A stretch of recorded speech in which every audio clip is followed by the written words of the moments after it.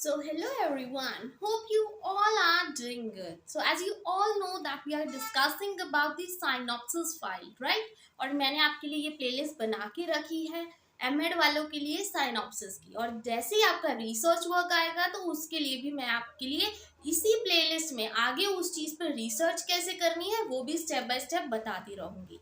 ठीक है जी। 3 पार्ट्स हम ऑलरेडी कर चुके थे कि आपको क्या क्या करना है, इंट्रोडक्शन देनी है, मीनिंग देना है, अगेन मीनिंग देना है, एंड देन कम रिव्यूज लिखने थे रिलेटेड स्टडीज के। ठीक है जी। रिव्यू मतलब कि उन लोगों के नाम लिखने थे और उन्होंने क्या स्टडी किया है उस टॉपिक को लेके, उन्होंने क्या कंक्लूड किया है उस चीज के बारे में आपने लिखना था, राइट।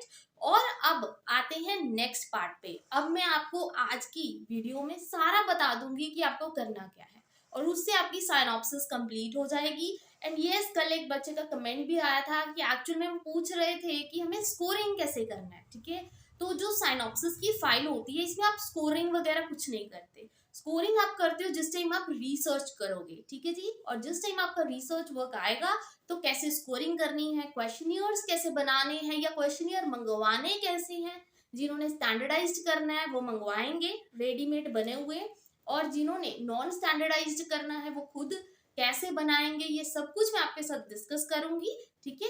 और उससे पहले अगर आपको वीडियो अच्छी लग रही हो, यूजफुल लगे आपको, मेरी सारी वीडियोस आपके लिए हेल्पफुल हो, then please don't forget to like and subscribe my channel. ठीक है जी। और अब मैं आपको नेक्स्ट बताऊंगी कि रिव्यू ऑफ रिलेटेड रिसर्च के बाद जो आपने रिव्यूज लिखे ना रिलेटेड स्टडीज के, अब आप नेक्स्ट स्टेप क्या करोगे, कैसे आपको स्टेटमेंट लिखनी है, कैसे नीड एंड इम्पोर्टेंस लिखना है। ठीक है। उसके बाद आप लिखोगे, मतलब जो आपने रिव्यू कर लिया, अब उसके बाद आप लिखोगे need and importance of the study, कि आप जिस चीज पे रिसर्च कर रहे हो वो क्यों कर रहे हो, क्या इम्पोर्टेंस है, क्यों जरूरत पड़ रही है आपको उसको स्टडी करने में, उसको रिसर्च करने में। ठीक है। उसमें आप नीड एंड इम्पोर्टेंस लिखोगे, फिर आप हाइपोथेसिस बनाओगे, वैसे ही जैसे मेरा एक्सपीरियंशियल लर्निंग टॉपिक है मैंने आपको बताया था, तो उसी को लेकर मैं आपको अभी अपनी सिनॉप्सिस की फाइल दिखाती हूँ कि नेक्स्ट आपको क्या करना है। ठीक है जी। तो जैसे कि हमने फर्स्ट पार्ट में किया कि इंट्रोडक्शन कैसे लिखते हैं 2 to 3 पैराग्राफ्स में या 3 to 4 paragraphs, it's on you. ठीक है। फिर सेकंड वीडियो में हमने मीनिंग के बारे में किया, मीनिंग लिखना है उसका। ठीक है जी। फिर उसकी फुल स्टेटमेंट का मीनिंग लिखना है। उसके बाद मैंने आपको बताया कि रिव्यू ऑफ रिलेटेड रिसर्च कैसे लिखते हैं। आपने लोगों के रिव्यूज़ लिखने हैं और वो लेटेस्ट होने चाहिए, मतलब अगर 2024 चल रहा है तो 2015 और 23 के बीच में होने चाहिए वो। ठीक है जी। अब नेक्स्ट रिव्यू लिखने के बाद द थिंग इज कि आपको लिखनी है नीड एंड इम्पोर्टेंस। ठीक है। नेक्स्ट स्टेप था आपका नीड एंड इम्पोर्टेंस। उसमें आप क्या करोगे कि जैसे मेरी एक्सपीरियंशियल लर्निंग है तो मैंने बताया कि मैं ये स्टडी कर क्यों रही हूँ, क्या इंपॉर्टेंस है इसको स्टडी करने की, वो आप लिखोगे अपने वर्ड्स में। ठीक है जी। अपने वर्ड्स में लिखना है कि आप ये रिसर्च क्यों कर रहे हो, आपको क्यों अच्छा लगा, क्या ज़रूरत पड़ गई आपको। ठीक है जी। नेक्स्ट उसके बाद स्टेटमेंट ऑफ द प्रॉब्लम, मतलब प्रॉपर हेडिंग जो आपकी है ऑलरेडी, जो आपका टॉपिक है ना वो लिखोगे आप। ठीक है, कि आप किस पे स्टडी कर रहे हो, आपका पूरा टॉपिक, एक भी वर्ड नहीं छोड़ना, पूरी हेडिंग दे देनी है। ठीक है। Then objectives of the study, कि आपका मेन ऑब्जेक्टिव क्या है, आप क्या सोच के ये चीज़ कर रहे हो, कि आप फाइंड करना चाहते हो कि एक्सपीरियंशियल लर्निंग और सेल्फ एफिकेसी में क्या रिलेशन है, मोटिवेशन और सेल्फ एफिकेसी में क्या रिलेशन है। तो कोई भी 3 4 5, इट्स ऑन यू कि आप कितने आपके वेरिएबल्स हैं और कितने आप ऑब्जेक्टिव्स बनाना चाहते हो। ठीक है। Then aims objectives as you very well know, right. Then hypothesis पे आएंगे। हाइपोथेसिस मतलब कि कौन सी चीज़ें आप अपनी तरफ से एज्यूम करके चल रहे हो कि ऐसा हो सकता है। तो मैंने 3 हाइपोथेसिस बनाए हैं कि कोई डिफरेंस है एक्सपीरियंशियल लर्निंग और सेल्फ एफिकेसी में, या कोई डिफरेंस है एक्सपीरियंशियल लर्निंग और मोटिवेशन में। जैसे 3 वेरिएबल्स है ना, 1 2 3, एक दूसरे से साथ कंपेयर करके उसका हाइपोथेसिस बना दो, सिंपल सी बात है, ज़्यादा कुछ करना ही नहीं है आपको। ठीक है। Next sample of the study, कि आपने कितना सैम्पल लिया, कि जैसे एक तरह से डीलिमिटेशन हो जाती है ये सैम्पल, कि अभी आप स्टडी करोगे, रिसर्च करोगे, तो आपने कितने बच्चों पर रिसर्च करना है। जैसे मैंने 100 बच्चों पर रिसर्च करना है, ठीक है, तो वो मेरा सैम्पल हो जाएगा। आप कितने भी ले सकते हो, इट्स ऑन यू। ठीक है।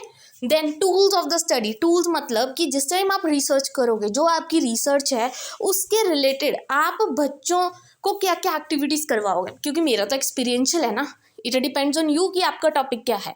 मेरा एक्सपीरियंशियल है, बच्चा एक्सपीरियंस करके सीखेगा, तो मैं ये सारी एक्टिविटीज़ ले सकती हूँ।